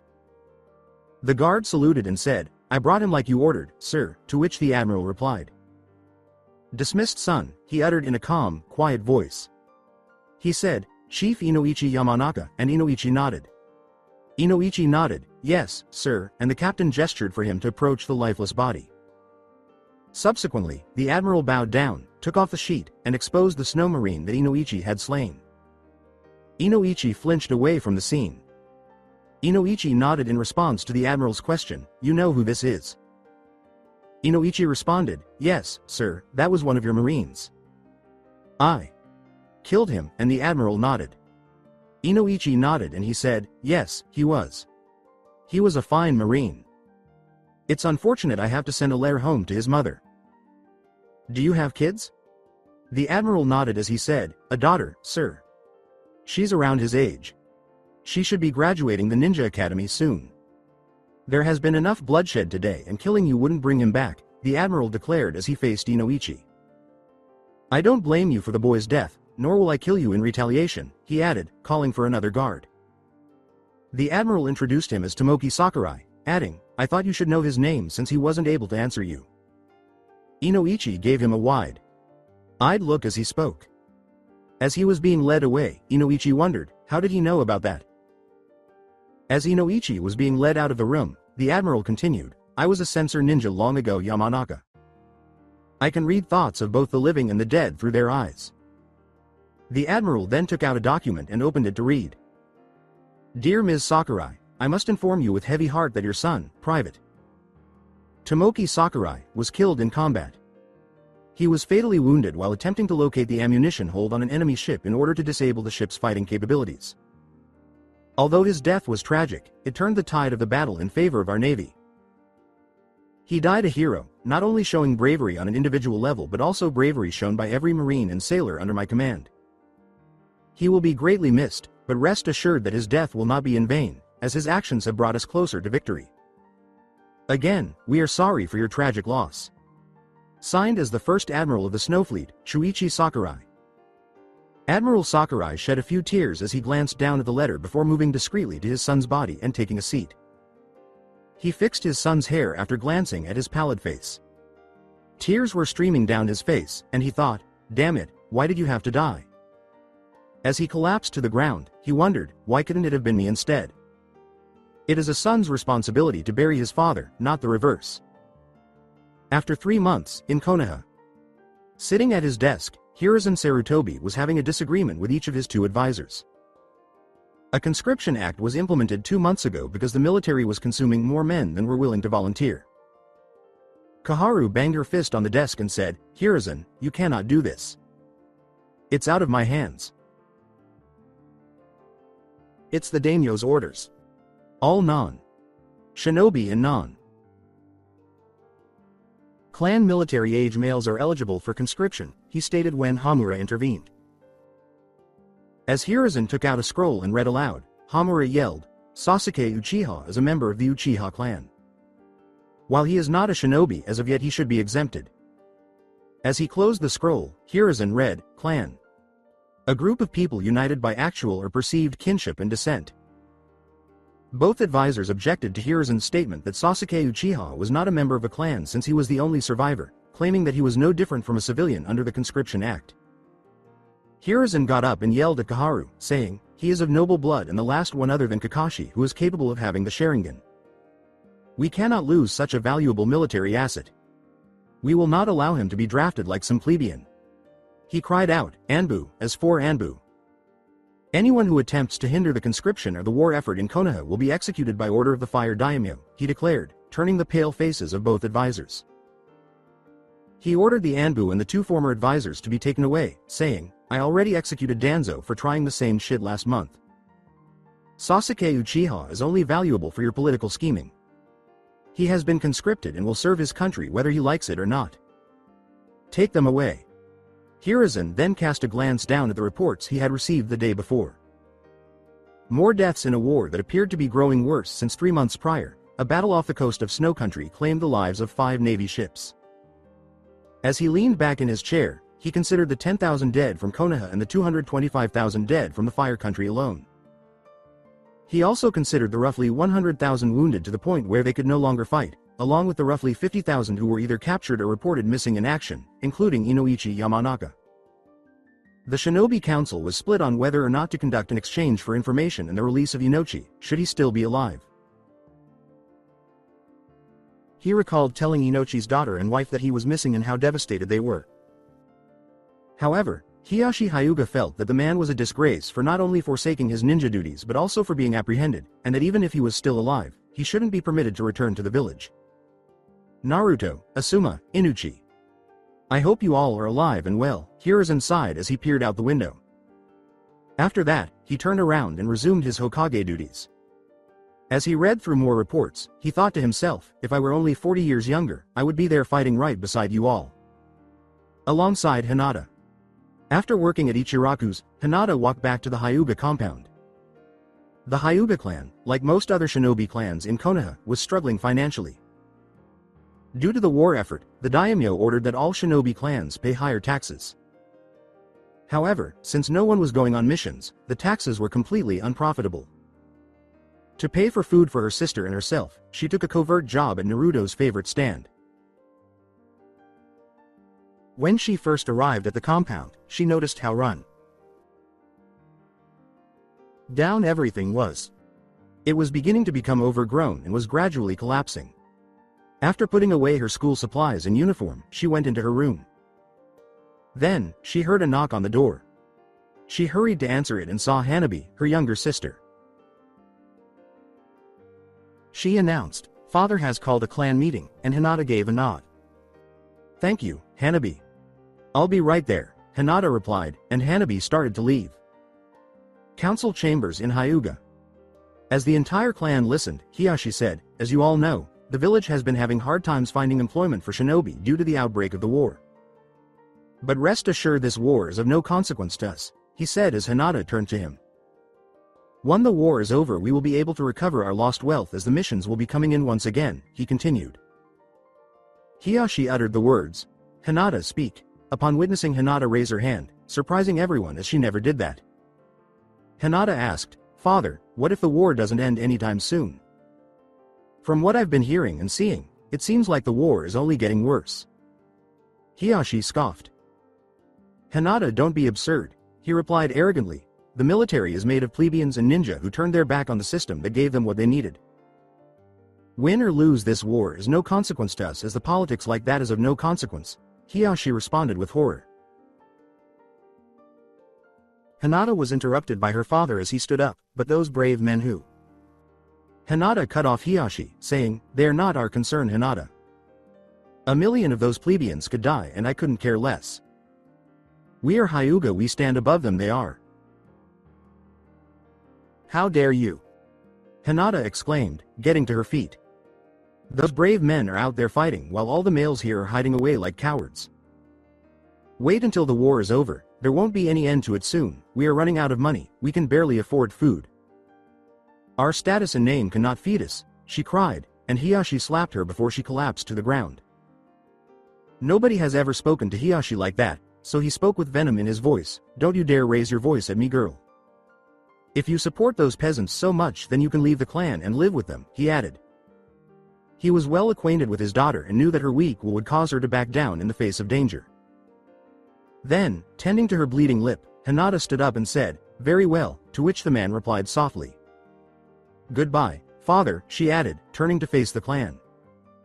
"I renounce the Hyuga clan and my name," she said, startling everyone in the room. "Goodbye, Hanabi. I will always love you. Go to Ichiraku Ramen if you ever want to see me," Hinata said, turning to face Hanabi before exiting the room in the Hyuga compound. Furious, Hiyashi adjourned the meeting and made his way to his study, calling it a foolish little girl. As he closed the door to his study, he thought, "I cannot wait for you to return and beg to come back. I will gladly put you in the branch house and make you do all the degrading work a peasant lover like you deserves." In the street, Hinata was on her way to the Ichiraku ramen shop, whose kind owners would undoubtedly allow her to move in. She was sad to be leaving her clan and her sister, but she also felt freed, free from her father, free from the council, free from her former self. As Hinata strolled through the village streets, she thought to herself, "I made the right choice." After 3 weeks, seated in a prison cell was Sasuke Uchiha, the last of the Uchiha, the pride of Konoha, and the best student in the academy. He received his conscription notice 2 weeks ago, which stated he would be compelled to enlist in the fire army. He went straight to the Hokage to voice his objections, but the Hokage told him it was beyond his control. Sasuke had to kill Itachi in order to exact revenge on his clan. he could not become a meek soldier. In order to evade conscription and prepare for killing his brother, Sasuke sneaked out of the village the following day. However, a military police officer caught him on his way out. In a panic, Sasuke killed the soldier with a kunai. As a result, he was now pursuing not only the Fire Army Rangers but also the Konoha shinobi. The Rangers, who were skilled in hunting and reconnaissance, were able to track Sasuke down more quickly than the Konoha ninja because they were composed of former ninja, samurai, and battle-hardened veterans. Despite his training from the academy and clan, Sasuke was unable to flee and was apprehended before being returned to Konoha. Only a day ago, Sasuke was receiving his sentences from the Hokage and a military judge: 1 count of murder, 1 count of draft dodging, and 1 count of treason, all carrying life sentences. Sasuke thought life in prison was terrifying enough, but then he heard something that stopped his heart. He had broken the law, which stated that a person found guilty of 3 separate charges would receive the death penalty. The prison guard's voice called out, "Sasuke Uchiha." Sasuke gave the man a blank stare and said, "It's time." The cell was open, and Sasuke raised his hands in protest. As he and 3 other guards led Sasuke away, the guard yelled, "Come on." The gallows was their final destination, after 10 minutes of walking. The group in front of him was only a few feet from the platform. Sasuke started up the high platform's stairs, and when he got to the top, he noticed that 9 other people were standing in a row, so he was not alone. After Sasuke located his spot and stood there, a man tightened the noose around his neck. Then the 3rd Hokage, who was in charge of the executions, spoke from his platform. He started off by saying, "Today 10 criminals stand before you." These men not only broke the laws of the nation, but also the laws of humanity. Each of these 10 men committed horrible crimes.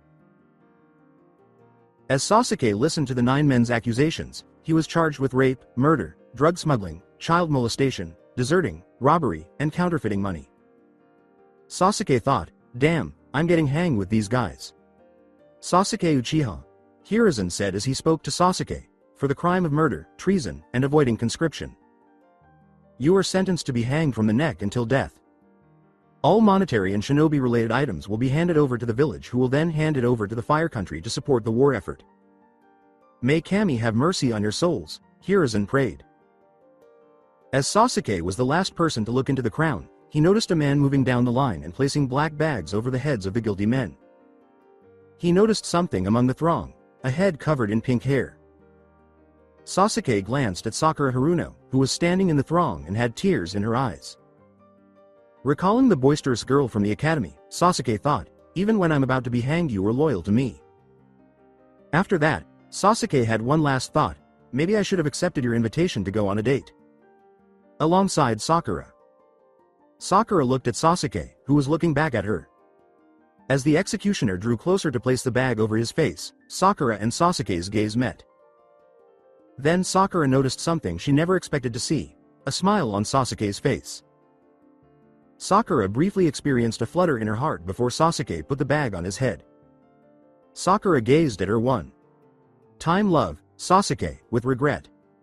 Sakura closed her eyes to avoid seeing as the executioner pulled the lever, dropping all 10 of the criminals.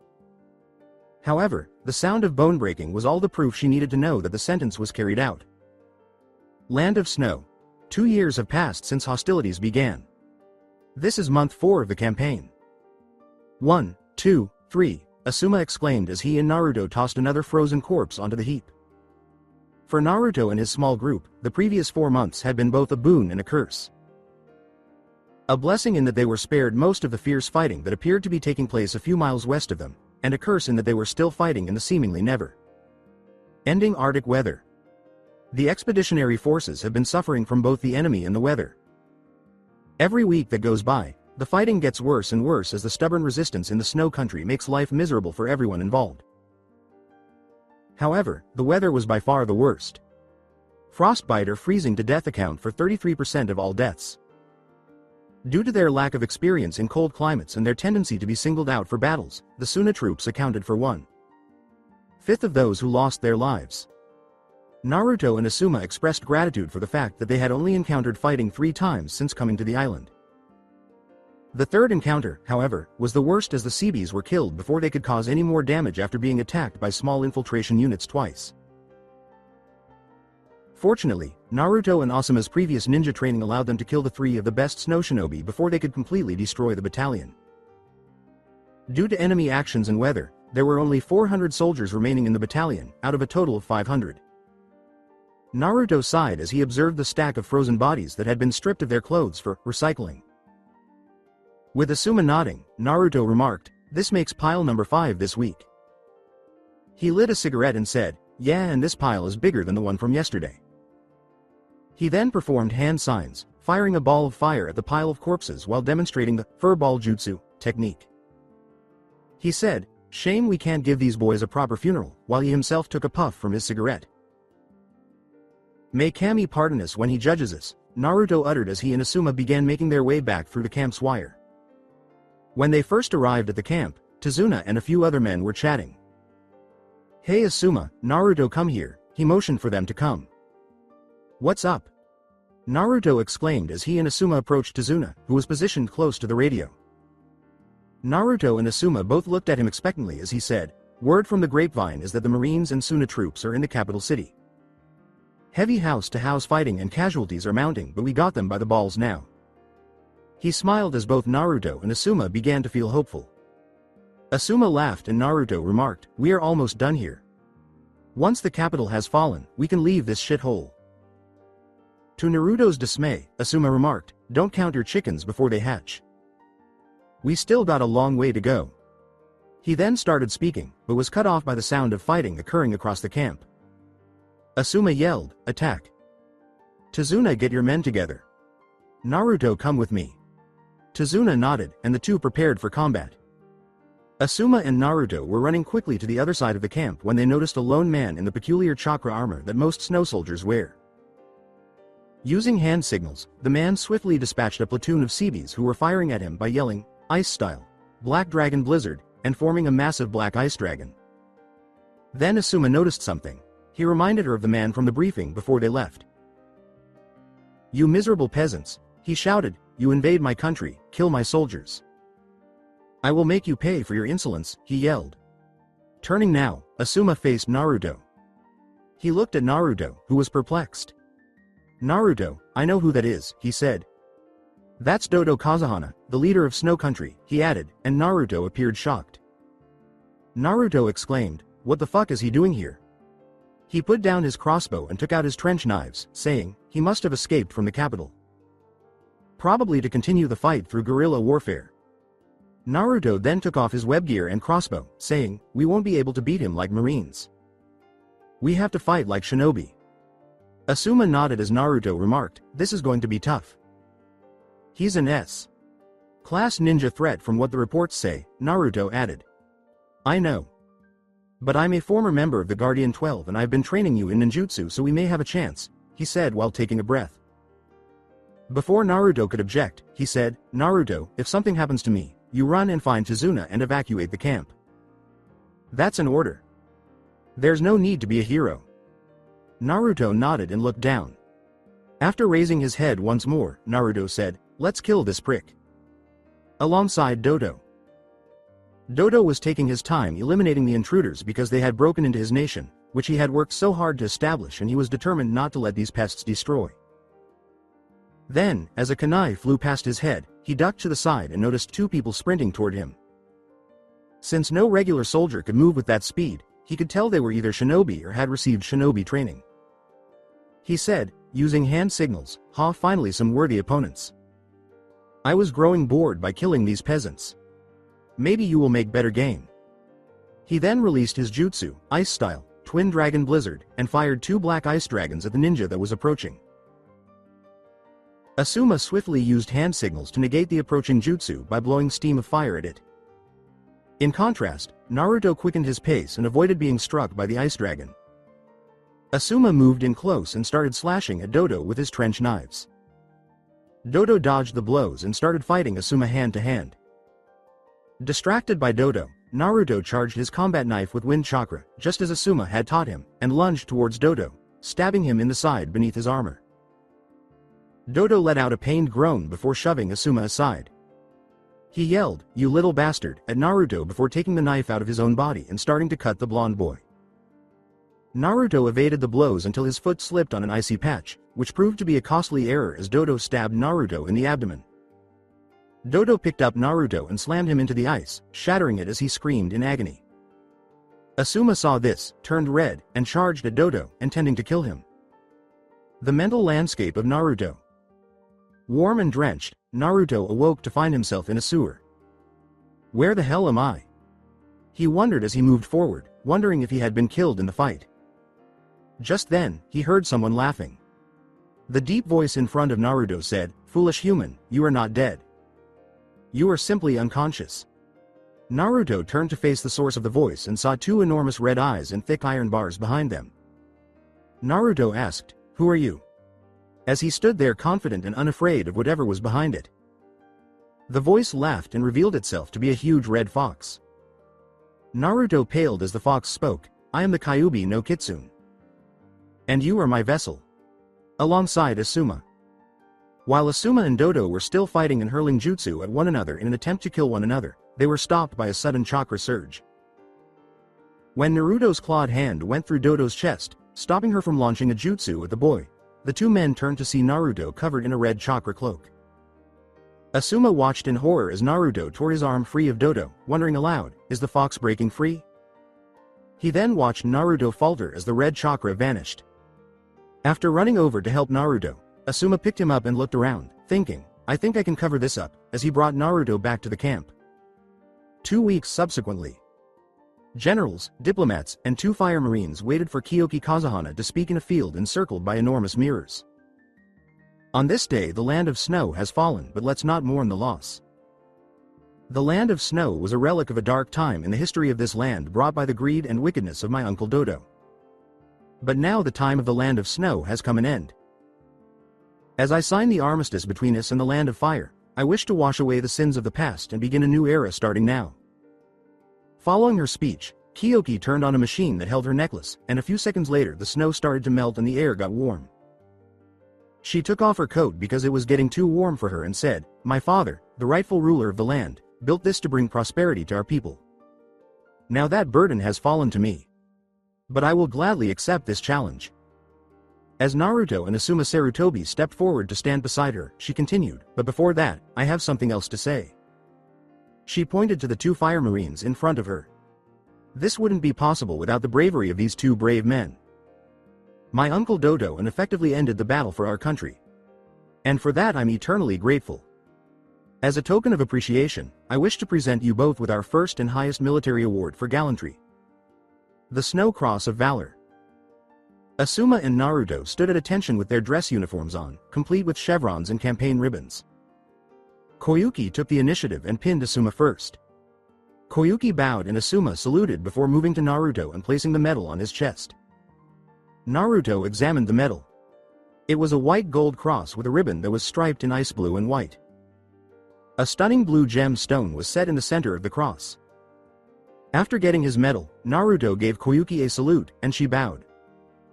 The audience cheered and applauded Koyuki as she turned to face them and declared, as of today, the land of snow is no more. Today is the birthday of the land of spring and Asuma Sarutobi and Naruto Uzumaki are the heroes responsible for this glorious day. Asuma and Naruto, on the other hand, were not grinning or even cheering. They were not heroes. Just 2 men who had just about made it through another fight. Later on in the evening, Spring Castle Land. Standing on a balcony, still dressed in his dress uniform, Naruto touched his new medal. He had been going through a difficult time for the previous 2 weeks. Asuma informed him of his possession of the 9-tailed fox when he inquired about it, realizing there was no longer any reason to keep it a secret. That was the reason he was so despised in Konoha. He could not believe that such a significant secret had been kept from him for all these years. He started to clench his fist around this medal, and then something fell to his shoulder. Koyuki joked, Be careful, Naruto. You might break it, and there won't be replacements. They're expensive after all. Naruto laughed and turned to face her.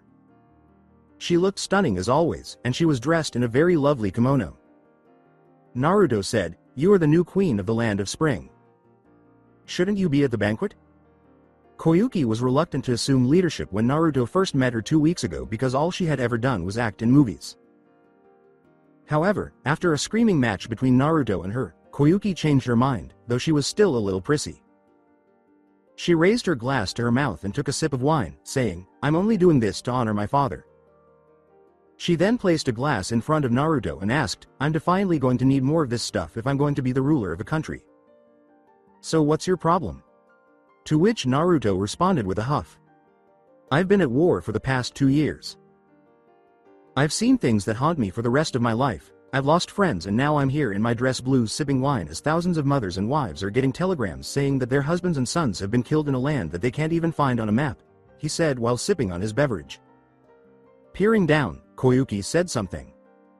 "Sounds like survivor's guilt," she said while staring at Naruto. "I have been drowning myself in alcohol, trying to forget my past in the land of snow. And until I was told that our land was being liberated, I didn't care. But now that I see past my problems, I realize that I can't run from it, so now I got to not only heal a nation torn apart by war but also heal myself and try to move on," she said as Naruto gazed at her with wide gaze. "Whoa, that was a really good little speech," he exclaimed, looking surprised. "How did you come up with that?" he asked, to which Koyuki laughed. She finished her drink after swirling the liquid in it and remarked, "This is my 5th glass." After that, she turned to face Naruto in the moonlight. Despite his advanced age, he appears exceptionally handsome and mature, and his uniform adds to his allure. She said, grabbing Naruto's attention, "Hey Naruto. Tell me. Do you have a girlfriend back home?" To which Naruto shook his head. It has been 2 years since Hinata asked him if he wanted to go out to dinner when he got back, so he said, "No, I don't. There was a girl who asked me out on a date, but I'm sure she's forgotten about it." Then, with a smile, Koyuki took Naruto's hand, causing him to blush.